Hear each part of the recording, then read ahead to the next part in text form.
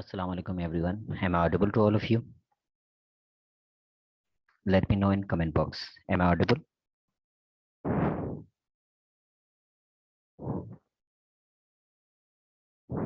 Yes, sir. Afzal. Okay. Shuja. Yes, sir. Okay, beta. Shuja. You raise your hand.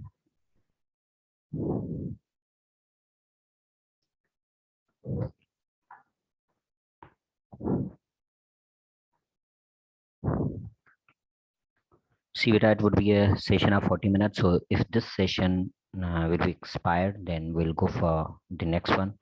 But I'm afraid when I was creating the session, I forgot to mention the timing. So if we will be unable to join the same link, then I will create another, inshallah. Let's see, and let's hope for best. Let other students join, then I will start the class and I will start hearing your queries as well. If you want to ask any question till then, other students are joining, and if someone wants to ask any question or if you have any query, just raise your hand. I will chance you to speak.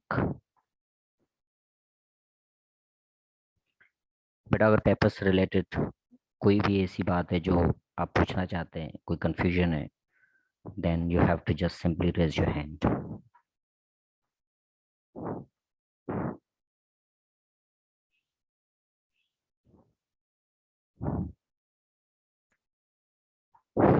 Nobody is asking anything. Ariba, Afzal, okay. Yes, Ariba, Iqbal. Yes sir, मुझे आपसे वो theory of 5 codes के बारे में पूछना था question. You wanted to ask question about the theory of 5 codes. Yes, what do you want to yes ask?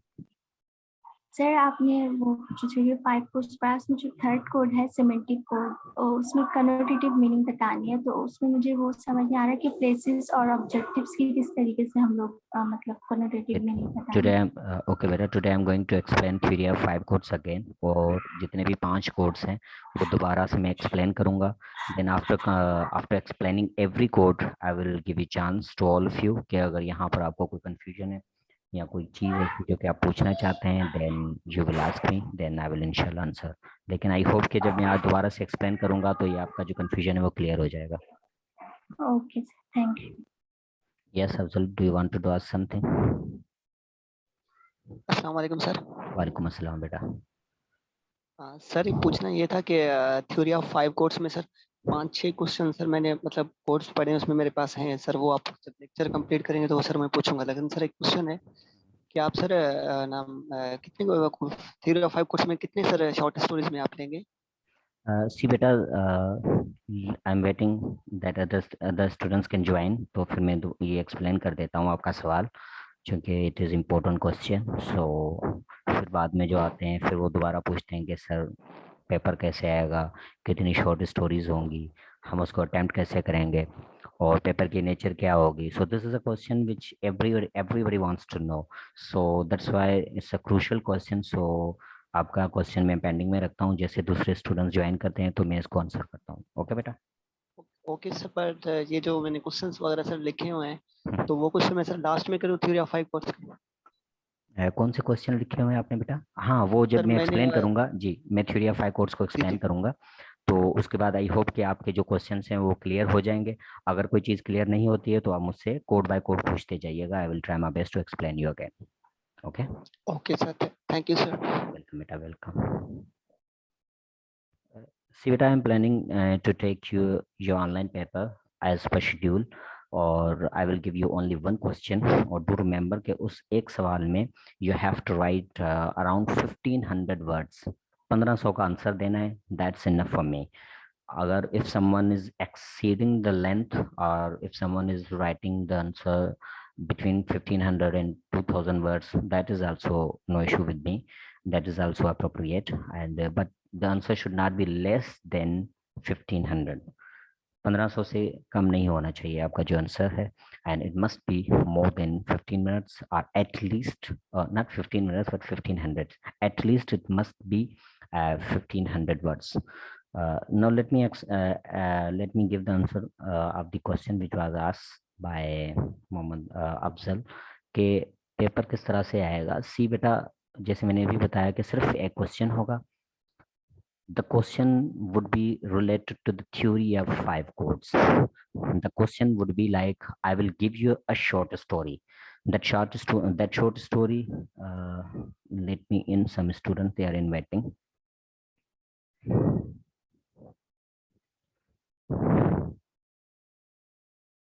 सीधा जो शॉर्ट स्टोरी होगी, that short story में जो दूंगा, that might be the nightingale in the rose, the man who would be a king, or after 20 years, the necklace. तो ये जो short stories हैं ये मैंने पढ़ाई हैं, और एक दो के मैंने लेक्चर्स भी अपलोड किए हैं। I think the man who would be a king का लेक्चर रिकॉर्डेड है मेरे पास, और जैसे ही मैं इस क्लास से फ्री होता हूँ तो उसका लेक्चर भी मैं अपलोड कर लेता हूँ उस शॉर्ट स्टोरी का।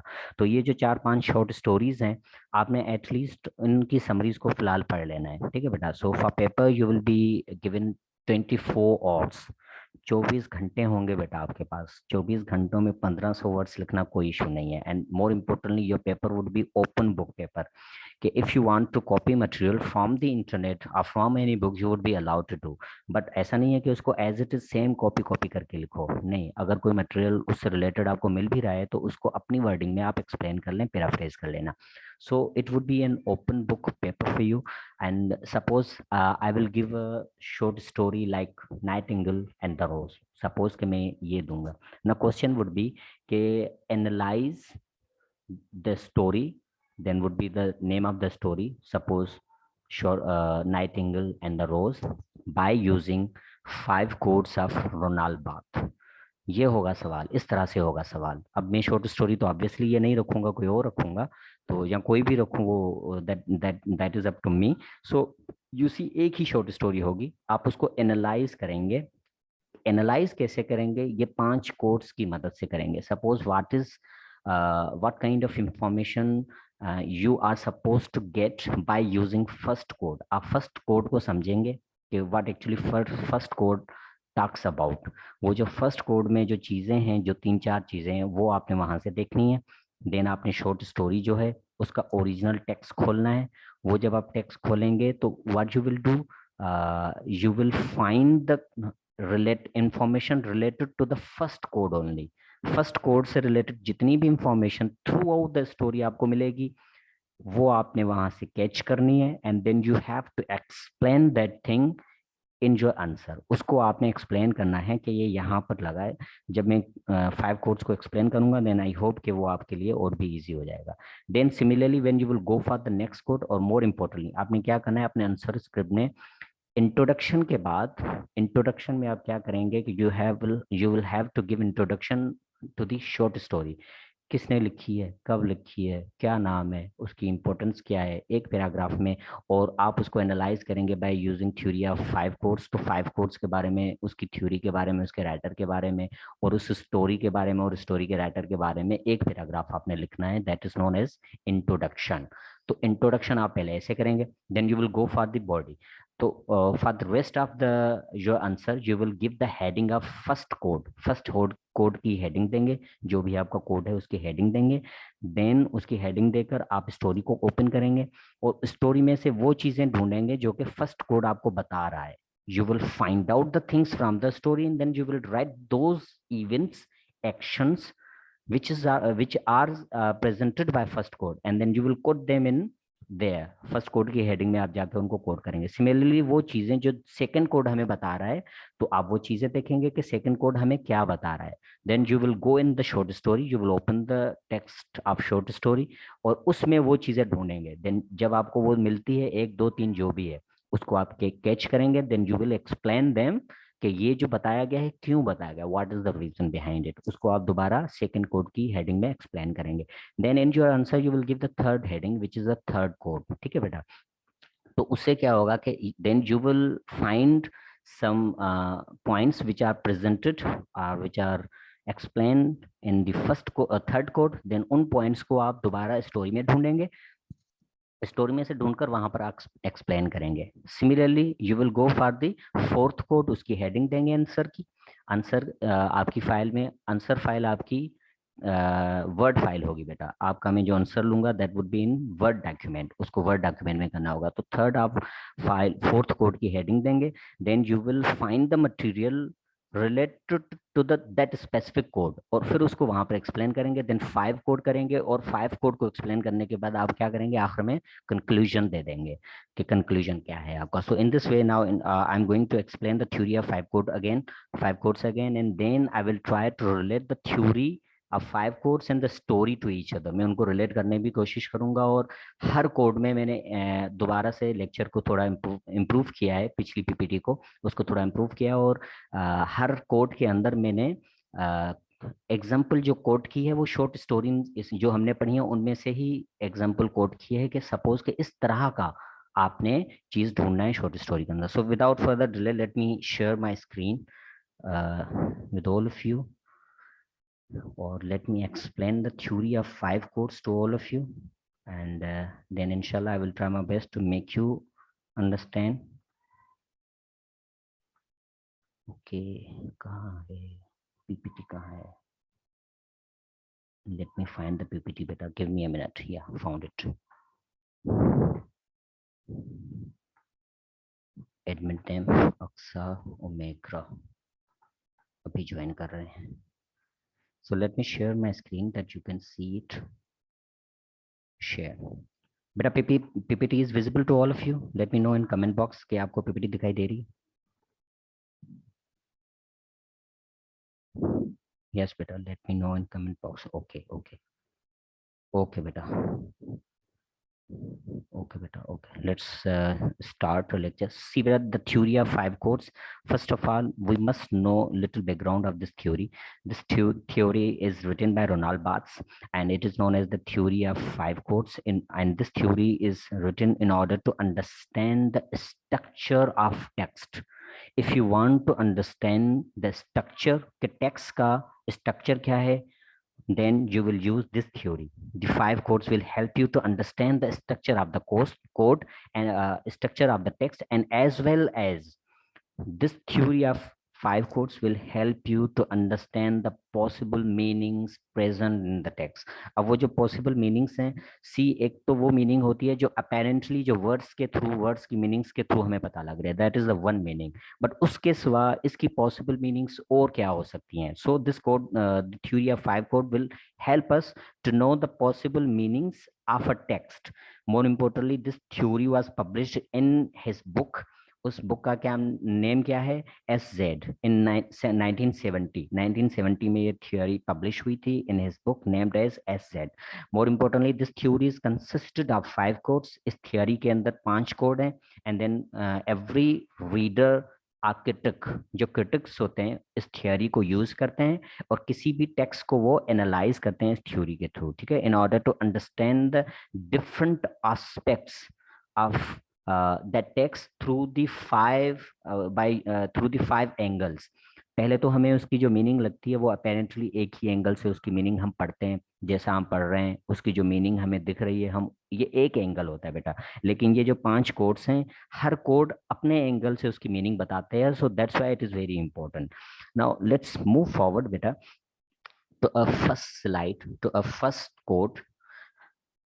This code is प्रायोरिटिक कोड। अब बेटा ये जो प्रायोरिटिक कोड है इसमें हम जो पूरा एक रीडर का या एक क्रिटिक का जो फोकस होता है, this code is also known as narrative code. इस हम कोड को नैरेटिव कोड भी कह सकते हैं। Now see when you are giving the heading of first code, आप जब फर्स्ट कोड की हेडिंग देंगे अपने आंसर के अंदर द प्रायोरिटी कोड, तो उसकी आप क्या करेंगे, 2-3 लाइनों में इसका इंट्रोडक्शन भी दे देंगे कि suppose this code is also known as narrative code, और दिस कोड इज कंसर्न। अब दिस कोड फोकसेस ऑन, इस तरह से आप लिखोगे कि ये कोड फोकस किस चीज पे करता है, like system of actions and reactions. This code focuses on the system of actions and reactions. इस तरह से बेटा आप अपने कोड के अंदर पहले 1-2 लाइनें जो हैं वो आप इस तरह से लिखेंगे, ठीक है। ये मैं आपको हिंट दे रहा हूं ताकि आपका आंसर अच्छा हो जाए। तो see this code is known as narrative code. Now what does narrative means? Narrative means any text, कोई भी टेक्स्ट होता है उसको हम नैरेटिव भी कहते हैं, so that's why it's known as narrative code. More importantly ये जो कोड है ये फोकस करता है the system of actions and reactions included in it. अब आप जो शॉर्ट स्टोरी आपको दी जाएगी उसमें एक्शंस होंगे बेटा, वो जो एक्शंस होंगे और फिर उनका क्या रिएक्शन आया है उसी स्टोरी के अंदर, you have to catch the action and its reaction and you have to explain it in your answer, like which is the first significant action in the story। जब आप किसी भी स्टोरी को बेटा पढ़ोगे तो आपको पता लगेगा कि उसमें पहला सिग्निफिकेंट एक्शन कौन सा है। हर स्टोरी के अंदर एक्शन होता है ना बेटा, ऑब्वियसली किसी इवेंट होता है, कोई एक्शन होता है जिससे स्टोरी स्टार्ट होती है, तो it's starting action is the significant action which is helping the story to take place। More importantly, in the way we have to notice few significant actions, like पहले तो आपने पहला एक्शन क्या ढूंढना है, first significant action in the story. Let me give you example from the story of an और। जब मैंने आप लोगों को स्टोरी नहीं, स्टोरी ऑफ एन और नहीं, nightingale and the rose class में पढ़ाई थी, ठीक है बेटा। नाइटिंगेल एंड द रोज का जो फर्स्ट सिग्निफिकेंट एक्शन ये है कि स्टूडेंट है जो कि आके बैठा है पार्क में और वहां पर रो रहा है। This is the first significant action in the story. So in this way you have to find the first action in the story by using this code. ये कोड हमें हेल्प आउट करता है कि पहला जो एक्शन है वो कौन सा है, कोड करें। अब पहले एक्शन का रिएक्शन क्या होता है, जो कैम्ब्रिज स्टूडेंट, जो यूनिवर्सिटी सॉरी ऑक्सफोर्ड स्टूडेंट है यूनिवर्सिटी, और वो वहां पर बैठा हुआ है, वहां पर रो रहा है, तो देखें ये एक्शन है, तो इसका रिएक्शन क्या हुआ। कोई मुझे बताएगा बेटा कमेंट में या अपना हैंड रेज करके मुझे बताएगा कि इसका रिएक्शन क्या हुआ है। ये स्टोरी हमने बड़ी डिटेल में, yes Afzal unmute. Sir the action is that के वो लड़का जो है ना रो रहा है, the boy was weeping and the lizard and other animal was laughing there, but the nightingale and the road was silent, and this is the reaction. Exactly, one of the, okay. Yes, Shuja, unmute.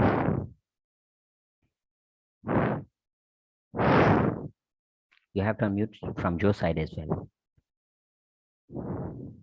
Yes, beta.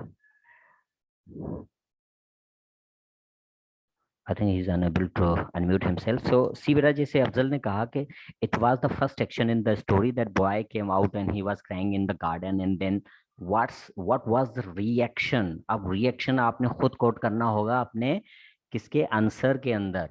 वो reaction कहाँ से मिलेगा, आपको story से comprehend करना होगा बेटा, आपको खुद उसको कैच करना होगा, उसको अंडरस्टैंड करके उसको लिखना पड़ेगा। अब रिएक्शन क्या है, when other animals were laughing, दूसरे जो एनिमल्स थे वो उसके ऊपर हंस रहे थे, but the reaction, the biggest reaction was the nightingale was very much inspired from the boy, and he thought that the boy is the biggest follower of the love, and then he start flying around the garden, and in this way story, whole the story took place, whole the story was whole the story took place because of the first action। ठीक है, तो Nightingale उसका follower हुआ, और Nightingale के बकाया जितने भी एक्शन हैं, they are action, all the action took place due to the first action। in this way it was the reaction के नाइटिंगेल इससे इंस्पायर हुआ, then he went to the other trees and he begged to them that give me a red rose। so this is the reaction of that action। I hope कि बेटा आपको ये जो action और reaction है ये समझ में आया होगा। Is that clear? Yes Afzal, unmute yourself, your hand is raised. Yes sir, clear. Okay okay बेटा, अगर किसी और को एक्शन और रिएक्शन को समझने में मसला है, क्योंकि आपका जो फर्स्ट कोड है उसमें एक्शन होता है और वो एक्शन आपने ढूंढना होता है उस स्टोरी में से, then you have to find out the reaction as well, तो आपको उसका रिएक्शन भी ढूंढना होता है। सर आपकी आवाज कट रही है बेटा, दूसरे स्टूडेंट्स को मेरी आवाज क्लियर आ रही है या अफजल के पास कोई नेटवर्क इशू है? Please let me know in comments. Sir आपकी आवाज नहीं आ रही। यस बेटा, let me know in comments. Clear sir, clear, okay okay, that means Afzal has some kind of issue. Afzal आपके पास बेटा इशू है? Okay beta, see beta, that's good thing that you are participating in the comment box as well। now बेटा मुझे ये बताएं कि आपको एक्शन और रिएक्शन वाला ये जो कॉन्सेप्ट है फर्स्ट कोड के अंदर कि किस तरह से आपने एक्शन ढूंढना होता है। अच्छा, मजे की बात, ये जो मैंने अभी एग्जांपल आपको दी है, this is the only one. आपने हमने जो एक्शन ढूंढा है वो सिर्फ फर्स्ट एक्शन है बेटा। फर्स्ट एक्शन कौन सा है कि वो रो रहा है और उसके नतीजे में जो नाइटिंगेल है वो उसका फॉलोअर हो गया और उससे इंस्पायर हो गया है, ये एक एक्शन, उसका reaction. Then all you need to do is to find out some 1, 2 और 3 more actions in the story. 2-3 actions आप और भी स्टोरी में ढूंढते हैं और वो अच्छा, दूसरा एक्शन सिग्निफिकेंट सी के अंदर वो भी मैं एग्जांपल दे देता हूँ बेटा। दूसरा एक्शन ये भी हो सकता है कि व्हेन नाइटिंगेल गॉट द रोज, जब उसने ट्री ने उसको कहा कि हाँ मैं आपको रोज दूंगा, लेकिन you will have to sacrifice yourself, if you will throw your if you will pinch your heart against the throne, and then your blood come into my veins, and in this way, with the sacrifice of your life, the rose would be created, the rose would be made, and then you may give that rose to the boy. So see, it was a second action. second action क्या हुआ, action क्या था कि उसने अपनी जो hurt थी उसको प्रेस किया अगेंस्ट द थ्रोन, और उसका रिएक्शन क्या आया, उसका रिएक्शन बेटा ये आया कि रोज एक बन गया। रोज जब आया तो लड़के ने उसको तोड़ा और वो ले गया, and then mean he gave the rose to the girl, and the girl thrown the rose into the garbage और इनटू द डस्टबिन, उसने उसको डस्टबिन में फेंक दिया। It was the reaction of that action. See, so आपने इस तरह से 3 से 4 कोई भी एक्शन ढूंढने होते हैं स्टोरी के अंदर से, सिग्निफिकेंट एक्शन, जो मोर इंपॉर्टेंट इवेंट्स। हम सिर्फ उनको एक्शंस नहीं कहते, हम उनको इवेंट्स भी कह सकते हैं। तो इवेंट्स आपने ढूंढने और उनका रिएक्शन ढूंढना है। So this code is all about action, system of actions and reactions. यहां तक बेटा समझ में आ गया? प्लीज लेट मी नो, अगर कोई भी कंफ्यूजन है तो आप मुझे बताएं, बिकॉज बाद में बहुत सारे स्टूडेंट्स कहते हैं कि सर हमें समझ में नहीं आया है। ओके बेटा, okay okay, Rusa, Rahim, okay okay बेटा, ठीक है, let's move forward then. Abdul Haleem, it's clear, okay बेटा, सी, गुड।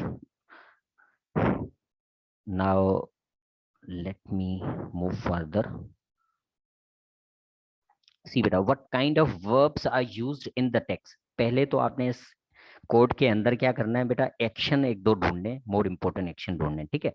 सेकंड पॉइंट जो इस कोड में आपने करनी है, you have to find out some verbs. आपने कुछ वर्ब्स को ढूंढना होता है।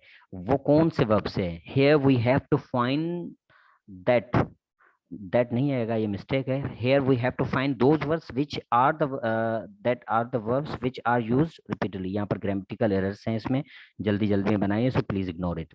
so you have to find those verbs which are used in the story repeatedly।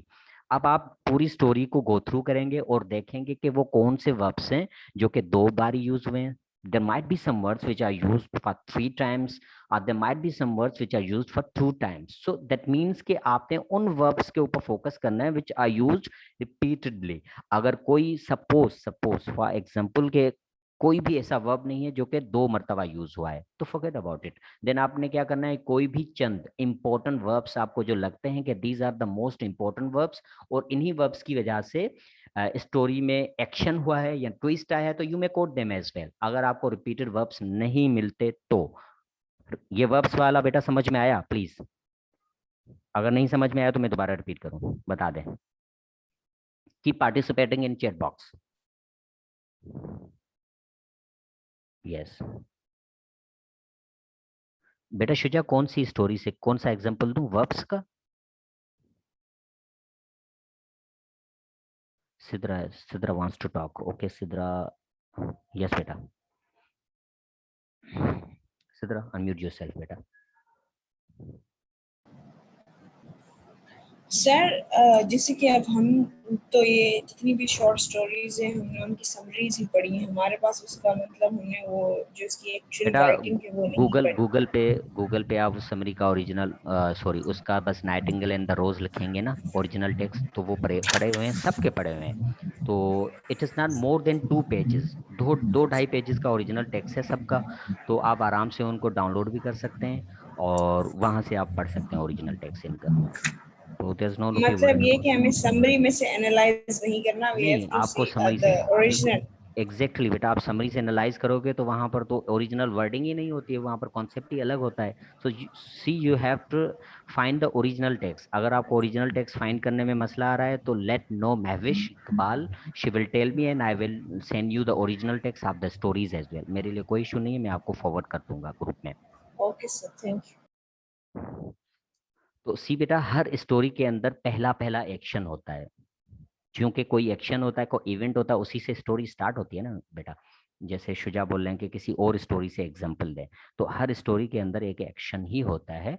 जैसे कि आफ्टर 20 years में आप जब देखते हैं कि the cop is there and he is doing his duty and he is checking the doors of the shops, ये भी तो एक एक्शन है ना। It is the first action in that story. So in every story there is the first action, उसके बाद significant actions होते हैं, 2-3 एक्शन और भी हैं उस स्टोरी में। तो अब देखें, मैं एक ही स्टोरी से एक्शंस को आप मैंने कोड करके बताया है, सबका मैं सब इजी टू बी अंडरस्टूड है कि स्टोरी के अंदर एक्शंस ही होते हैं या इवेंट्स होते हैं, हमने उनके ऊपर फोकस करना है। दूसरी पॉइंट जो हमने फोकस करनी है, we have to focus on the verbs. आप वर्ब्स के ऊपर फोकस करें, 2-4 वर्ब्स यूज हुए हैं रिपीटेडली, आप उनको यूज करें। यस बेटा नूरजहान। सर सिर्फ वर्ब भी लिखने हैं या वर्ब के काइंड्स भी लिखने हैं? नहीं नहीं बेटा, उनके काइंड्स वगैरह लिखने की जरूरत नहीं है। आपने बस जो अगर कोई रिपीटेडली वर्ब्स यूज हुए हैं तो उनको आपने एक ही लाइन में लिख देना है कि these are the verbs which are use repeatedly in the story. अब अगर आप अच्छे से एनालाइज कर रहे हैं या आपके थोड़े अच्छे स्किल्स हैं, तो आप उसको स्टोरी में उनकी इंपॉर्टेंस समझ में आ रही है कि इन वर्ब्स की स्टोरी में क्या अहमियत है, अगर आपको समझ में आ रही है तो उसको एक्सप्लेन कर दो, अदरवाइज आपने वहां पर कोट करने हैं उनको। Okay okay sir, thank you. Okay, welcome बेटा। अच्छा, तीसरी पॉइंट जो इसमें बेटा है, it also helps to know the concept of suspense in the text, as concept of suspense makes story more interesting and also focuses forces readers to read it further. अब देखें बेटा, ये जो हमारी कोई भी स्टोरी आप पढ़ेंगे ना, उसमें जो कॉन्सेप्ट ऑफ सस्पेंस है, वो सस्पेंस भी आपका फर्स्ट कोड में आएगा। देन आपने एक पैराग्राफ में ये भी बताना होगा कि सस्पेंस कहाँ से आया स्टोरी में, आपने वो स्टोरी को फाइंड आउट करना है। जैसे कि मैं एग्जांपल आपको देता हूँ, सस्पेंस कहाँ से आया, जब नाइटिंगेल ने कन्वर्सेशन की लिजर्ड के साथ और दूसरे एनिमल्स के साथ कि ये लड़का कौन है और ये क्यों रो रहा है, ठीक है बेटा। And then nightingale started flying in the garden, nightingale ने फ्लाई करना शुरू कर दिया। He went to the first tree, पहले दरख्त के पास गया। यहाँ पर वी हैव अ सस्पेंस, हमें सस्पेंस आया कि now what will be the response of that tree. Tree ने क्या रिस्पॉन्स दिया, फिर वो उसने उसको रिजेक्ट कर दिया। देन हमारी क्यूरियासिटी और बढ़ जाती है। देन नाइटिंगेल को उसने कहा कि आप दूसरे मेरे भाई के पास जाएं and then he will give you the red rose. तो then nightingale started flying and he went to that tree, that so here suspense increased more rapidly, और भी ज्यादा सस्पेंस हमारा बढ़ा। वहां से भी उसको नहीं मिला, देन थर्ड ट्री के पास जाता है तो हमारा सस्पेंस बढ़ता जाता है। सी, इस तरह से आपने क्या बताना है कि स्टोरी के अंदर ऑब्वियसली आपकी अपनी अंडरस्टैंडिंग होगी कि according to you which is the point which is creating suspense. आपके मुताबिक देखिए, आपने खुद की अंडरस्टैंडिंग बतानी होगी बेटा कि विच is the point which is creating suspense in the story, जिसकी वजह से आप जब स्टोरी को पढ़ रहे थे कि वो कौन सी चीज थी जो आपको लग रहा था कि सस्पेंस क्रिएट हो रहा है, आपकी क्यूरियोसिटी बढ़ रही है, आपकी इंकरेजमेंट बढ़ रही है, आप इंटरेस्ट ले रहे हो उस स्टोरी के अंदर। तो वो कौन सा पॉइंट है, जो 2-3 पॉइंट्स हैं जो कि आपको सस्पेंस दिखा रहे हैं। All you need to do is to quote those actions or points which are creating suspense and note them down, write them down in your answer. Okay बेटा, तो यहाँ तक आई होप कि आपको ये जो तीसरा जो फर्स्ट कोड है उसके ये तीनों पॉइंट्स आपको समझ में आए होंगे। हाँ, यहाँ पर देखो मैंने कोड भी बेटा किया हुआ है कि like suspense in the nightingale and the rose is whether the bird will get the rose or not, कि वो जब ट्रीज के पास जा रहा था कि उसको वो मिलेगा नहीं मिलेगा। Boy will get the girl और नॉट, लड़के को वो लड़की मिलेगी या नहीं मिलेगी, ये तब जब उसको रोज मिल गया था, वो लड़का जब उसके पास जा रहा था। तो see, this is the kind of suspense in the story. After the 20 years को हम मेंशन करें कि भाई आफ्टर द 20 years में क्या हुआ है। जब वो उसका दोस्त वहां पर खड़ा हुआ था, पुलिस वाले ने आके उससे बात की, तो यहाँ पर हमें ये सस्पेंस हो रहा था कि whether that policeman is going to arrest him और not, because that is possible that policeman has suspected this person that he is a villain and he's a robber or he's a thief, so that's why he's going to arrest him। यहाँ पर भी एक suspense है। Then further जब हमें पता लगता है कि वहां से कॉप वहां से चला गया है, then we have a suspense के whether his friend would come or not to meet him, इसका दोस्त इससे मिलने के लिए आएगा या नहीं आएगा। सी बेटा, suspense is there. So all you need to do is find out the suspense and explain it in the paragraph.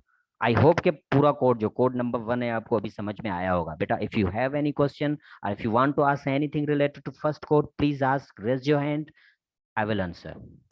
Yes बेटा. Yes बेटा.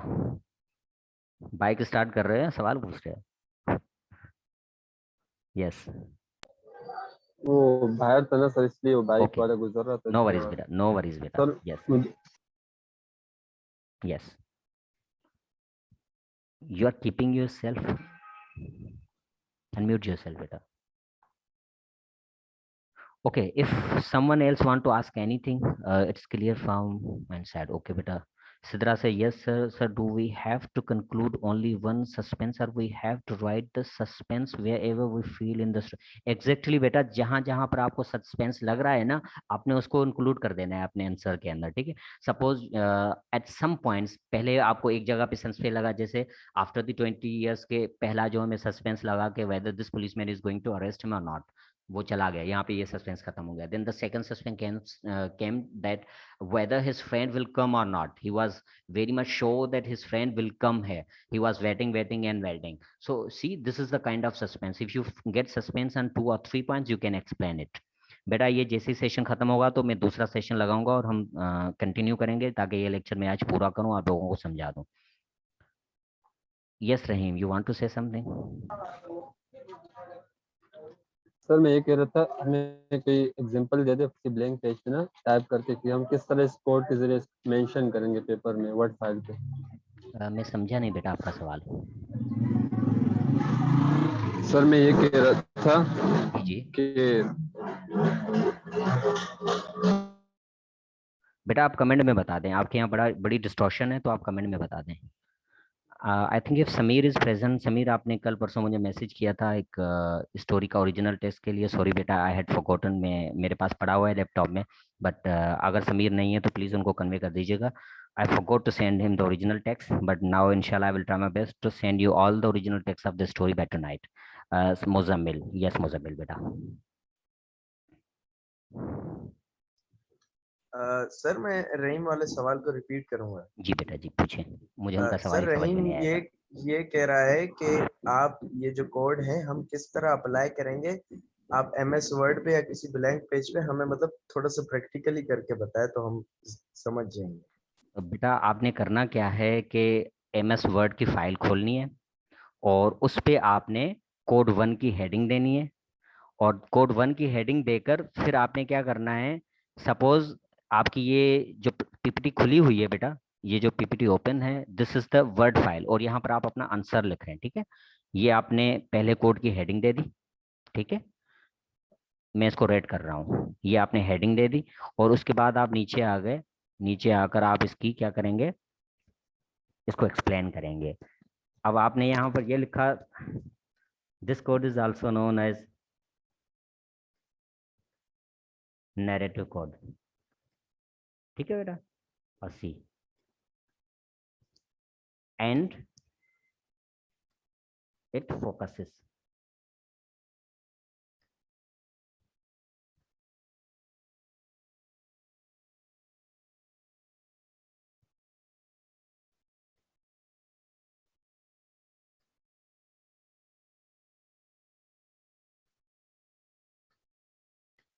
along with, अब along with आगे आप कैसे कंटिन्यू करेंगे, जैसे कि वर्ब्स को आप वर्ब्स को मेंशन करेंगे, देन कॉन्सेप्ट ऑफ सस्पेंस को मेंशन करेंगे. तो सी बेटा ये जनरल इंट्रोडक्शन हो जाएगा 2-4 लाइनों का फर्स्ट कोड के अंदर. When you are done with this code, आप ये जो मैंने ये डेड लाइन लिखी है इसमें आप वर्ब्स को और इसको कॉन्सेप्ट ऑफ सस्पेंस को एक्सप्लेन करेंगे. देन आप नेक्स्ट पैराग्राफ में इसी कोड में आएंगे, वहां पर आप बेटा क्या लिखेंगे, आप ये लिखेंगे क्या करेंगे कि जो पहला कोड है, सॉरी पहले जो सिस्टम ऑफ एक्शंस जो है उसमें आप क्या करोगे, इस तरह से लिखोगे.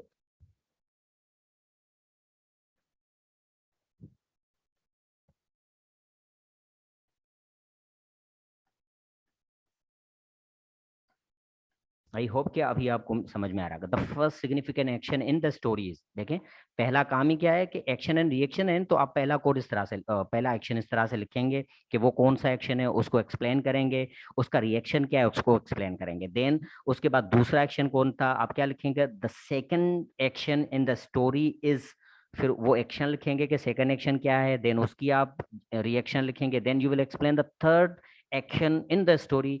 अच्छा, एक्शन को हम इवेंट भी कह देते हैं, कहते हैं, ठीक है बेटा, आप इवेंट भी इसको कर सकते हैं in order to avoid repetition. The third significant event in the story. I hope कि मुजम्मिल अभी आपको समझ में आया होगा। अपना माइक ओपन करें और मुझे बताएं। Raise your hand Mujammil. Mujammil raise your hand, raise your hand. Okay, yes, unmute yourself बेटा। Yes sir, thank you sir. अभी समझ में में आया आ बेटा? गया तो काफी। अभी अभी जब आप जी। बेटा सुने, अभी अनम्यूट नहीं कीजिएगा खुद को। सी बेटा, जब आप इस तरह से एक्सप्लेन करेंगे किसको, system of actions and reactions को एक ही पैराग्राफ में, जितने भी वो एक्शंस हैं या रिएक्शंस हैं उनको एक पैराग्राफ में आप एक्सप्लेन करेंगे। देन पैराग्राफ ब्रेक होगा, नेक्स्ट पैराग्राफ में जाएंगे तो आप उसमें वर्ब्स को एक्सप्लेन करेंगे। The repeated verbs which are used in this code are, उन कोड्स उन वर्ब्स को आप एक्सप्लेन करेंगे। Then try to explain the concept of verbs के, यहाँ पर राइटर ने ये वर्ब्स क्यों यूज किए या इन वर्ब्स की इंपॉर्टेंस क्या है। तो थर्ड पैराग्राफ में जाएंगे जहां पर कॉन्सेप्ट ऑफ सस्पेंस आप लिखेंगे, जिन जिन पॉइंट्स पर सस्पेंस होगा आप ये लिखेंगे। More over the concept of suspense is presented in the story through these actions. अब वो कौन से हैं आप इस तरह से उसको एक्सप्लेन करेंगे। आई होप कि अभी आपको एक फेयर आइडिया होगा कि आपने वर्ड फाइल में इसको लिखना कैसे है। इज दैट क्लियर बेटा? Yes sir, it's clear, okay thank you. Okay, that's good, that's good. Now I hope कि जो फर्स्ट कोड है वो आप सबको क्लियर हो गया है। इफ एनीथिंग इज रिमेनिंग और if anything is not understood on your part, then please ask. Mohammad Adnan, कौन सा सेम क्वेश्चन जो मुजम्मिल ने पूछ लिया अभी?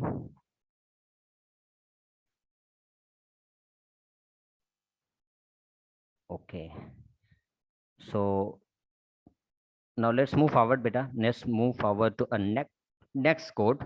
हमारा जो दूसरा कोड है that is the hermeneutic code। अब ये जो hermeneutic कोड है, अब इसकी आपने करना क्या है, इसको भी सेम उसी कोड की तरह एक्सप्लेन करना है। अब उस कोड की तरह कैसे, जैसे कि इसको पहले this code is also called as the code of enigma. अब एंजिमा क्या होता है, वो जो हिडन मीनिंग होती है, ये एंजिमा उसको कहते हैं जो कि हिडन मीनिंग होती है या अब्स्ट्रैक्ट मीनिंग होती है, जो कि स्टोरी के अंदर प्रेजेंट होती है।